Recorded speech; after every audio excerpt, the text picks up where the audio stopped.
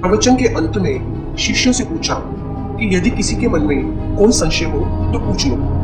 तभी उनमें से एक शिष्य खड़ा हुआ और हाथ जोड़कर बोला, हे महात्मा, मुझे कुछ कहना है कि जब तक हम आपके पास होते हैं, आप जो भी ज्ञान की बातें हमें बताते हैं वो हमारी बुद्धि में आसानी से प्रवेश कर जाती है, परंतु यहाँ से लौटने के बाद वो बातें धीरे धीरे विस्मृत होती जाती है। ऐसा क्यों होता है?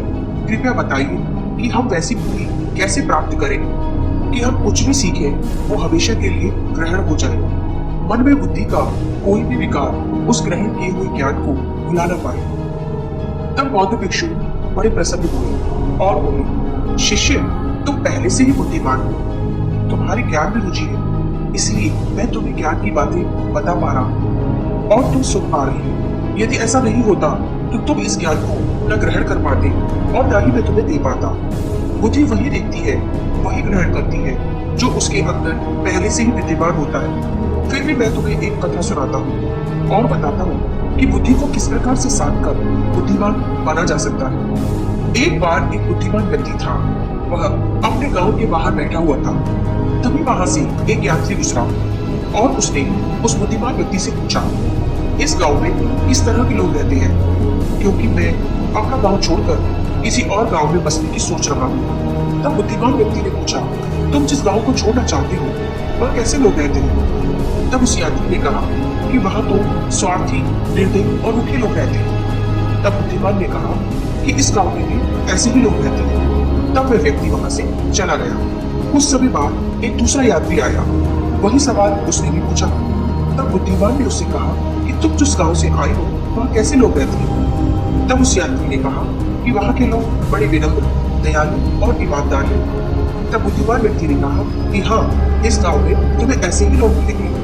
उस बुद्धिमान व्यक्ति ने पहले यात्री को उसकी बुद्धि के अनुसार जवाब दिया और दूसरी यात्री को उसकी बुद्धि के अनुसार जवाब दिया, क्योंकि हम वो देखते हैं जो हम देखना चाहते हैं, हम वो ग्रहण करते हैं जो हमारी बुद्धि ग्रहण करना चाहती है। हमारी अच्छी बुद्धि अच्छा और बुरी बुद्धि बुरा ग्रहण करती है। ईश्वर ने हम सभी को समान बुद्धि दी है, परंतु उसे अच्छा या बुरा, कम या ज्यादा हमारा व्यवहार और नजरिया बनाता है। यदि हमने कुछ अच्छा ग्रहण किया है और हम चाहते हैं कि वह जीवन भर हमें याद रहे, तो बालक के समान हमें अपनी बुद्धि को निर्मल, छल कपट रहित करना होगा।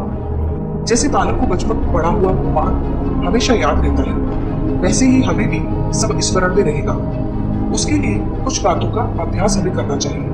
मैं तुम्हें ऐसी 7 बातें बताऊंगा जिसका अभ्यास करके तुम भी अपनी बुद्धि के स्तर को व स्मरण क्षमता को विकसित कर सकते हो। उन 7 बातों में पहली बात यह है कि व्यक्ति को अपने वास्तविक स्वरूप का ज्ञान होना चाहिए। वह कौन है और उसका जन्म किस उद्देश्य के लिए हुआ है।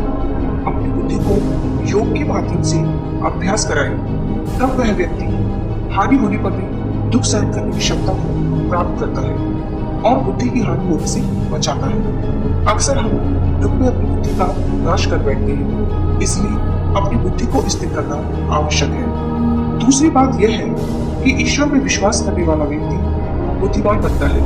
वह शास्त्रानुसार कर्म करता है, अच्छे कर्म को अपनाता है और बुरे कर्म का त्याग करता है और किसी भी प्रकार की दुश्चिंता से दूर रहता है। बुद्धिमान व्यक्ति की तीसरी बात यह है कि वह न तो दुख में दुखी होता है और न सुख में अहंकारी होता है, न किसी से भयभीत होता है और न ही किसी को भयभीत करता है। उसके कार्य में न ही संपत्ति और न ही विपत्ति बाधा उत्पन्न करती है। वह हर हाल में अपने कार्यों को पूरा करके ही तब लेता है। बुद्धिमानी के लिए चौथी बात यह है कि हमेशा धर्म के अनुसार आचरण व व्यवहार करता है। स्वार्थ का त्याग कर निस्वार्थ भाव से कार्य करता है।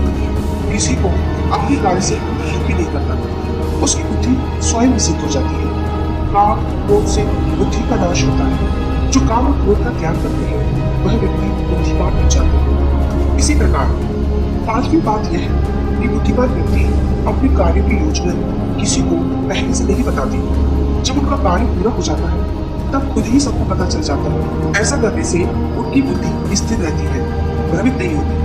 कार्य को पहले से बता देने पर दूसरे लोगों की बिना मांगी सलाह से आप भ्रमित हो सकते हैं। इसलिए अपने कार्य को गुप्त रूप से करना चाहिए। अब छठी बात यह है कि समाज के नियमों के अनुसार चलें, ताकि आपको विरोध का सामना न करना पड़े। क्योंकि जहाँ हम समाज के विपरीत चलते हैं तो विरोधों को दूर करने में हम अपना काफी समय और बुद्धि को व्यर्थ ही व्यायाम करवाते हैं। बुद्धिमान व्यक्ति सही मार्ग पर चलता है। इस संसार से परे एक अलग सत्ता है, इस बात में वो विश्वास रखता है और अपने कर्म उसी को समर्पित करता है। तब हमारी बुद्धि में एक अलग ही ज्ञान उत्पन्न होता है। बुद्धिमानी का 7वां अभ्यास यह करता है कि हमें हमेशा मधुर वाणी और सम्माननीय कार्यों को ही चुनना चाहिए। ऐसे काम करें जो प्रशंसनीय हो, क्योंकि सम्मान हमारे मन को प्रसन्न करता है और प्रसन्न मन बुद्धि को ऊर्जा प्रदान करता है, एकाग्रता को बढ़ाता है और इस प्रकार एक अच्छी स्मरण शक्ति उत्पन्न होती है और लगातार इस प्रकार के अभ्यासों से बुद्धि स्थिर हो जाती है और हमारी इच्छा अनुसार कार्य करती है। तो आज से ही ये 7 अभ्यास आप सभी शुरू कर दीजिए, फिर देखो गुरु का ज्ञान कैसे याद नहीं रहता। शिष्यों ने ये 7 अभ्यासों को प्रतिदिन दिनचर्या में शामिल कर लिया। मित्रों, हमारे बुजुर्गों ने भी कहा है कि करत करत अभ्यास से जड़मति होत सुजान, रस्सी आवत जात से सिर पर पड़त हिसाब। बार बार किसी सकारात्मक कार्य को किया जाए तो बुद्धिहीन को भी बुद्धिमान बनाया जा सकता है। एक ही बूंद पानी की पत्थर पर जब नियमित रूप से गिरती है तो पत्थर में भी छेद हो जाता है। अभ्यास से अपनी बुद्धि को तेज बनाया जा सकता है। यह कथा आपको कैसी लगी कृपया कमेंट में लिखकर जरूर बताएं। वीडियो यदि अच्छी लगी है तो लाइक करें, सब्सक्राइब